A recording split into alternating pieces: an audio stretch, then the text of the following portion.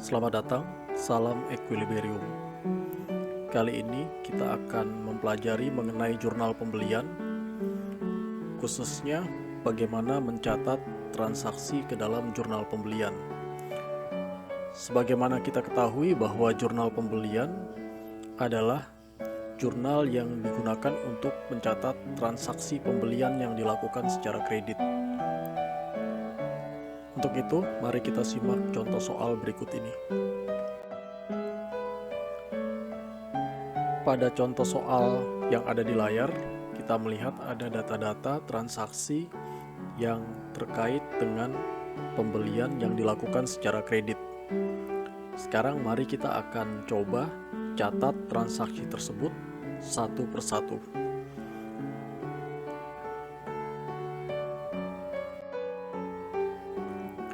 Kita mulai dengan transaksi yang pertama, tanggal 3 Januari, yaitu membeli barang dagang dari UD Makmur seharga Rp7.800.000 dengan syarat 2/10 N/30, faktur nomor 01. Transaksi ini akan kita catat ke dalam jurnal pembelian, karena transaksi ini adalah transaksi pembelian yang dilakukan secara kredit. Kita lihat dari contoh soal transaksi ini, ada kata-kata syarat 2/10 N/30. Jika dalam contoh soal ada kata-kata syarat pembelian atau syarat pembayaran 2/10, 3/10, dan lain-lain, maka artinya pembelian tersebut dilakukan secara kredit. Oleh karena itu, harus kita catat di dalam jurnal pembelian. Pencatatannya seperti ini. Kita lihat dulu jurnalnya, bentuknya seperti ini. Kita perhatikan dulu, yang pertama adalah bentuk dari jurnal pembelian ini. Bentuk jurnal pembelian yang ada di layar monitor ini sifatnya tidak harus wajib seperti ini ya. Kita perhatikan di sini ada kolom tanggal untuk mencatat tanggal transaksi, kemudian keterangan untuk mencatat transaksi pembelian kredit itu, dan ada kolom debit dan kredit. Kita perhatikan pada kolom debit ada kolom pembelian, ada kolom perlengkapan, dan ada kolom serba-serbi. Sedangkan pada sisi kredit ada kolom utang dagang. Kolom pembelian yang ada pada sisi debit ini kita gunakan untuk mencatat transaksi pembelian barang dagang yang dilakukan secara kredit. Sedangkan apabila pembelian perlengkapan yang dilakukan secara kredit, maka kita catat di dalam kolom perlengkapan. Selain pembelian barang dagang dan perlengkapan, maka kita catat di kolom serba-serbi. Pembelian perlengkapan ini kita buatkan kolom khusus dengan asumsi bahwa frekuensi pembelian perlengkapan itu sering terjadi, atau perusahaan sering melakukan pembelian perlengkapan secara berulang sehingga perlu dibuatkan kolom khusus. Tetapi jika pembelian perlengkapan itu tidak sering terjadi, maka kita bisa menghilangkan kolom perlengkapan ini. Pada contoh ini kita asumsikan atau kita anggap bahwa pembelian perlengkapan dan pembelian barang dagang itu adalah sering terjadi. Sedangkan jika pembelian itu dilakukan untuk transaksi lain, misalnya pembelian peralatan dan lain sebagainya, maka kita gunakan kolom serba-serbi ini untuk mencatat selain pembelian barang dagang dan pembelian perlengkapan. Kita kembali ke soal. Pada contoh soal ini, tanggal 3 adalah membeli barang dagang dari UD Makmur. Kita isi dulu kolomnya, kita tulis tanggalnya adalah Januari 2022 tanggal 3 sesuai dengan yang ada di soal pada slide sebelumnya. Kemudian untuk kolom keterangan ini kita isi dengan UD Makmur. Ya, kita membelinya dari mana? Kita tulis nama perusahaan tempat kita membeli. UD Makmur. Seharga 7.800.000. 7.800.000 ini adalah barang dagang.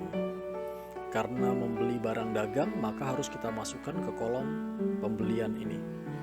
Jadi kita tuliskan di kolom pembelian 7.800.000 dan kreditnya adalah utang dagang 7.800.000. Dengan demikian kita telah mencatat transaksi tanggal 3 ini ke dalam jurnal pembelian. Untuk selanjutnya kita perhatikan lagi soal yang berikutnya, yaitu tanggal 8. Membeli perlengkapan secara kredit dari CV Terang seharga 1 juta. Membeli secara kredit perlengkapan. Jadi pembelian secara kredit akan kita catat dalam jurnal pembelian. Maka transaksi tanggal 8 ini perlu kita catat ke dalam jurnal pembelian. Pencatatannya seperti ini. Kita tulis dulu tanggalnya. Tanggal 8, lalu keterangannya kita isi dengan toko tempat kita membeli, yaitu CV Terang. Lalu yang kita beli adalah, dari soal ini adalah perlengkapan. Karena kita membeli perlengkapan, perlu kita catat ke dalam kolom perlengkapan ini. Maka kita tuliskan nilainya 1 juta ini di kolom perlengkapan. Dan kreditnya utang dagang 1 juta.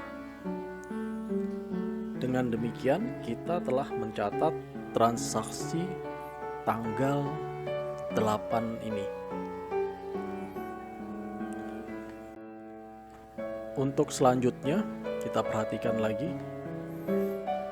Ada transaksi pembelian kredit pada tanggal 14, yaitu membeli barang dari PD Bintang seharga 4.700.000 dengan syarat 3/10 N/30, faktur nomor 02. Seperti saya jelaskan sebelumnya, bahwa apabila ada syarat pembayaran seperti ini, ya, 3/10 N/30 dan seterusnya, artinya pembelian itu dilakukan secara kredit, sehingga perlu dicatat ke dalam jurnal pembelian. Maka pencatatannya akan seperti ini. Kita tulis dulu tanggalnya di kolom tanggal, yaitu tanggal 14. Kemudian keterangannya kita tulis nama toko tempat kita membeli, yaitu PD Bintang. Kita tulis di kolom keterangan. Lalu yang kita beli adalah barang dagang seharga 4.700.000. Karena kita beli barang dagang, maka kita catat di kolom pembelian sebesar 4.700.000 dan kreditnya utang dagang sebesar 4.700.000. Dengan demikian kita telah mencatat transaksi tanggal 14 Januari. Untuk selanjutnya kita perhatikan contoh soal berikutnya, yaitu tanggal 23. Membeli peralatan dari toko Semesta seharga 3.900.000 dengan syarat 2/15 N/30. Perhatikan kata-kata ada syarat 2/15, artinya itu pembelian kredit. Mengenai syarat pembayaran 2/15, 2/30 dan seterusnya, nanti akan kita jelaskan pada video yang lain mengenai syarat pembayaran. Kita catat dulu transaksi tersebut ke dalam kolom jurnal pembelian. Kita isi tanggalnya, yaitu tanggal 23. Kemudian kolom keterangan kita isi dengan nama toko tempat kita membeli, yaitu Toko Semesta. Lalu yang kita beli adalah peralatan. peralatan, maka kita catat di kolom serba-serbi. Kenapa? Karena kolom pembelian ini untuk mencatat barang dagang, pembelian barang dagang. Kemudian kolom perlengkapan ini untuk mencatat pembelian perlengkapan. Jadi selain pembelian barang dagang dan perlengkapan harus kita catat ke dalam kolom serba-serbi. Pencatatannya di kolom serba-serbi sebagai berikut. Pada kolom akun kita tulis nama akunnya, yaitu karena kita membeli peralatan, kita tulis peralatan. Kemudian nilainya kita tulis sesuai dengan yang ada di soal, yaitu 3.900.000. Dan kreditnya utang dagang 3.900.000. Jika sudah, maka pada akhir periode atau akhir bulan kita bisa menjumlahkan jurnal pembelian yang sudah kita buat sebagai berikut contohnya. Kita garis dulu, kemudian kita jumlahkan kolom pembelian 7.800.000 tambah 4.700.000, maka hasilnya adalah 12.500.000. Kolom perlengkapan di situ adalah 1 juta, maka tetap 1 juta. Kemudian kolom serba-serbi ada peralatan, jumlahnya 3.900.000. Dan kolom utang dagang kita jumlahkan, jumlahnya adalah 17.400.000. Dengan demikian kita telah menyelesaikan transaksi tanggal 23, bagaimana mencatatnya ke dalam jurnal umum, dan bagaimana juga kita membuat rekapitulasi atau jumlah dari transaksi yang sudah kita catat ke dalam jurnal umum tersebut, ke dalam jurnal pembelian ya maksudnya. Demikian penjelasan mengenai pencatatan transaksi ke dalam jurnal pembelian. Semoga bermanfaat. Terima kasih atas perhatiannya. Salam keseimbangan.